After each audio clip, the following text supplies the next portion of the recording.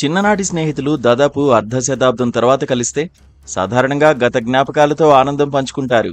కానీ ఇక్కడ 50 ఏళ్ల క్రితం 4వ తరగతిలో జరిగిన చిన్న గొడవ కారణంగా ఓ వ్యక్తి తన పాత మిత్రుడిపై దాడికి దిగాడు. ఈ విచిత్ర సంఘటన జూన్ 2న కేరళలోని కాసర్గోడ్ జిల్లాలో జరిగింది.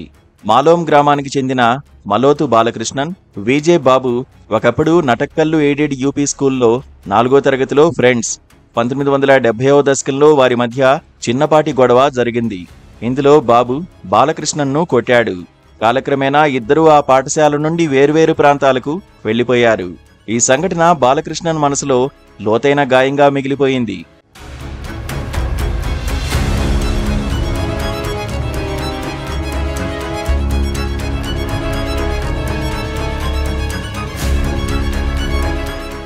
సంవత్సరాలు గడిచినా ఈ ఇద్దరూ సమీపంలోనే వ్యవసాయం చేస్తూ బయటికి స్నేహితుల్లా కనిపించినా బాలకృష్ణన్ లోపల కక్షను దాచుకున్నాడు.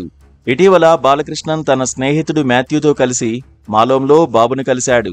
సంభాషణ మొదలైన కొద్దిసేపటికే బాలకృష్ణన్, "నీవు నన్ను 4వ తరగతిలో ఎందుకు కొట్టావ్?" అంటూ బాబును నిలదీశాడు. ఆ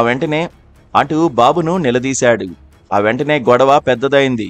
బాలకృష్ణన్ బాబు కాలర్ను పట్టుకోగా మాథ్యూ రాయితో బాబు ముఖం, వీపుపై దాడి చేశాడు.